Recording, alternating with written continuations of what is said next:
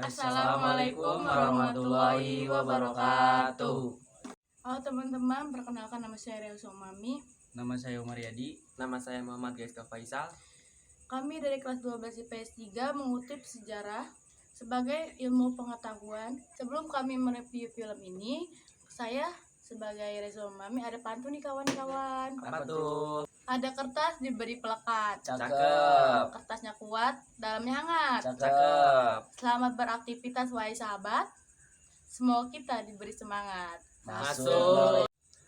Apakah teman-teman tahu kita akan mereview film apa? Tidak tahu, kasih tahu dong. Kita akan mereview film tentang guru bangsa, bisa disebut dengan Os Cokroaminoto. Apa sih film tentang guru bangsa itu? Pasti penonton semua pada bertanya-tanya. Langsung saja kita mulai filmnya. 3, 2, 1, go! Setelah lepas dari era tanam paksa di akhir tahun 1800, Hindia Belanda dalam kurung Indonesia memasuki babak baru yang berpengaruh ke kehidupan masyarakatnya, yaitu dengan gerakan politik etis yang dilakukan oleh pemerintah Belanda. Tetapi kemiskinan masih banyak terjadi, rakyat masih banyak yang belum menganyam pendidikan, dan kesenjangan sosial antara etnis dan kasta masih terlihat jelas. Di saat itulah muncul sosok Raden Oemar Said Aji Cokroaminoto atau kemudian lebih dikenal dengan Haji Oemar Said. Aji Cokroaminoto yang lahir dari kaum bangsawan Jawa dengan latar belakang keislaman yang kuat, ia tidak diam saja melihat kondisi tersebut. Walaupun lingkungannya adalah keluarga ningrat yang mempunyai hidup nyaman dibandingkan dengan rakyat kebanyakan saat itu, hatinya merasa terbelenggu. Ketika Cokro bersama seorang saudagar yang ada di Semarang, dan dari saudagar inilah yang memberitahukan kepada Cokro untuk berhijrah ke Surabaya. Sepulang dari Semarang, Cokro meminta kepada istrinya untuk ikut berhijrah ke Surabaya, dan dari sinilah perjuangan Cokro yang berkembang. Cokro yang intelektual, pandai bersiasat, dan mempunyai banyak keahlian. Di media cetak perjuangannya diterbitkan, Cokro sangat kritis dalam menulis. Cokro menulis bahwa revolusi Tionghoa akan hadir di Hindia Belanda ini, karena sebelumnya kaum Tionghoa dituduh oleh bangsa Belanda bahwa orang Tionghoa menimbun barang Belanda, sehingga orang pribumi tidak bisa membuat kerajinan dari kain batik. Ketika Cokro sedang di rumah Samudin untuk meminta Cokro menjadi ketua Sarekat Dagang Islam cabang Surabaya, Tuan Samaun sangat percaya bahwa Cokro bisa menyelesaikan masalah yang sedang dialami Sarekat Dagang Islam dengan orang Belanda. Sarekat Dagang Islam dituduh dengan organisasi yang menyebabkan kerusuhan yang terjadi di Purwakarta, sehingga Belanda membubarkan organisasi ini. Singkat cerita, Cokroaminoto bergabung dengan Sarekat Dagang Islam, dan karena organisasi ini Serikat Dagang Islam dituduh dengan organisasi yang menyebabkan kerusuhan yang terjadi di Purwakarta, sehingga Belanda membubarkan organisasi ini. Singkat cerita, Aji Cokroaminoto bergabung dengan Sarekat Dagang Islam, dan karena organisasi ini tersebut telah dibubarkan oleh pemerintah Hindia Belanda, maka Sarekat Dagang Islam digantikan dengan Sarekat Islam dan Aji Cokroaminoto dipilih menjadi ketua, sedangkan Tuan Samudin sebagai wakil Cokro. Di orasi pertamanya, Cokro menjelaskan bahwa pentingnya perkumpulan yang memperjuangkan hak. Perjuangan ini tidak boleh dihentikan, rakyat harus bersatu dalam satu ikatan perjuangan. Setelah itu, Cokro mulai berkeliling daerah rakyat dan membina orang-orang untuk membentuk orasi di mana banyak orang yang mulai bergabung dan mendukung gerakan Cokro ini. Cokro berkata bahwa bangsa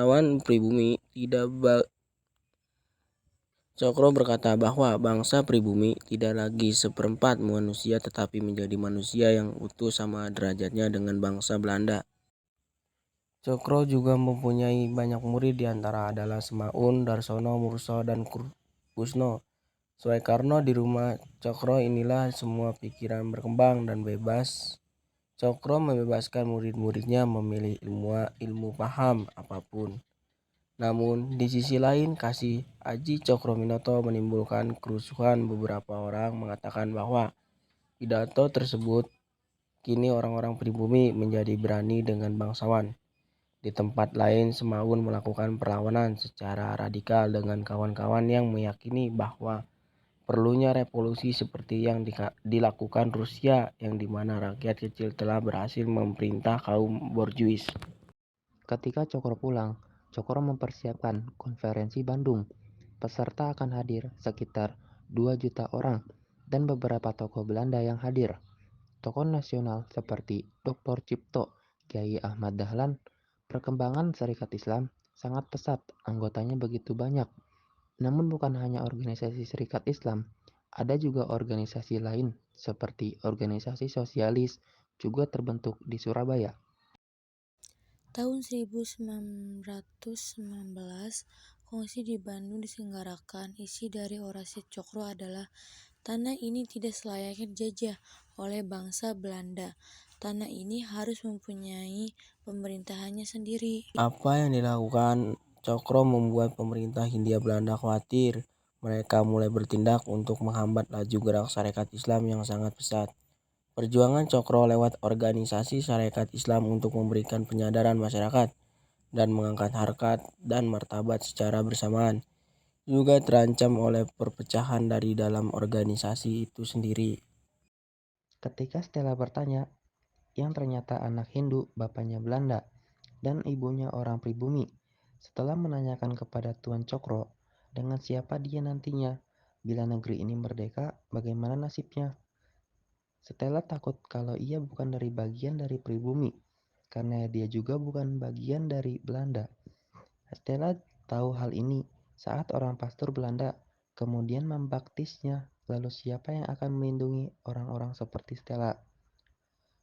Tentu saja Tuan Cokro berkata, lalu berjanji untuk membuat pemerintahnya sendiri, dengan dirinya sendiri yang akan melindungi orang-orang seperti Stella.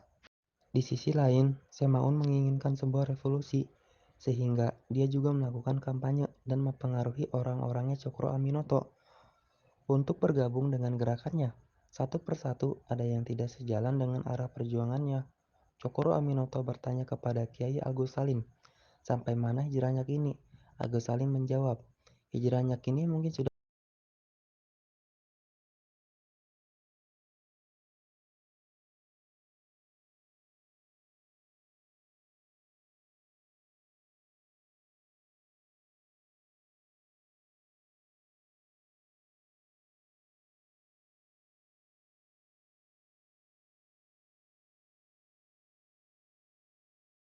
Di sisi lain, Semaun menginginkan sebuah revolusi, sehingga dia juga melakukan kampanye dan mempengaruhi orang-orangnya Cokro Aminoto untuk bergabung dengan gerakannya. Satu persatu ada yang tidak sejalan dengan arah perjuangannya. Cokro Aminoto bertanya kepada Kiai Agus Salim, sampai mana hijrahnya kini? Agus Salim menjawab, hijrahnya kini mungkin sudah sampai Arafah sepi, dan saatnya meminta Allah untuk menemani perjuangannya ini. Cokro Aminoto takut bila hijrahnya kini adalah hijrah membawa senjata, bukan seperti hijrah yang dipikirkan olehnya. Hal ini karena terjadi gerakan perlawanan yang tidak diinginkan, dan ini juga dilawan oleh pemerintah Hindia Belanda dengan melakukan penculikan tokoh-tokoh. Banyak rakyat yang terbunuh dan kerusuhan di mana-mana. Masyarakat mulai bingung dengan keadaan ini. Mereka menemui Tuan Cokro Aminoto. Ketika kepergian istri Cokro Aminoto juga harus melanjutkan perjuangannya. Ketika kepergian istrinya, Cokro Aminoto juga harus melanjutkan perjuangannya. Di sana, ketika kepergian istrinya, Cokro Aminoto juga harus melanjutkan perjuangannya. Di saat pemerintah Hindia Belanda mulai melakukan penangkapan kepada anggota-anggota Serikat Belanda, bendera-bendera Serikat Belanda Bendera-bendera Serikat Islam juga dilepaskan dan puncaknya Cokro dituduh oleh pemerintah Hindia Belanda bahwa dia sudah melakukan provokasi atas kerusuhan di berbagai daerah.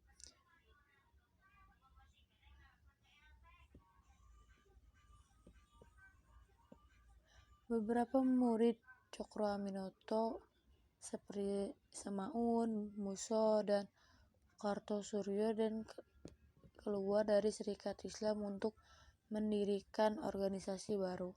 Sementara nama Indonesia pada saat itu digunakan oleh kaum Bumiputra untuk menggantikan nama Hindia Belanda. Putri Cokro Aminoto Untari menikah dengan Soekarno, mendirikan Partai Nasional Indonesia dan memproklamasikan kemerdekaan Indonesia pada 17 Agustus 1945. Tahun 1923, Semaun dibuang ke luar negeri setelah merdeka. Ia kembali ke Indonesia dan menjadi penasihat pribadi Soekarno. Kiai Agus Salim menjadi menteri pertama luar negeri setelah kemerdekaan. Namun, Muso terlibat dengan peristiwa Madiun dan berakhir tewas. Raden Umar Hos Cokroaminoto, sang guru bangsa atau raja tanpa mahkota, wafat di Yogyakarta pada tahun 1964, dan ternyata beliau wafat setelah diproklamasikan kemerdekaan Indonesia 1945. Namun di pemikiran ini yang akhirnya kelak menjadi inspirasi oleh kaum muda ke depannya.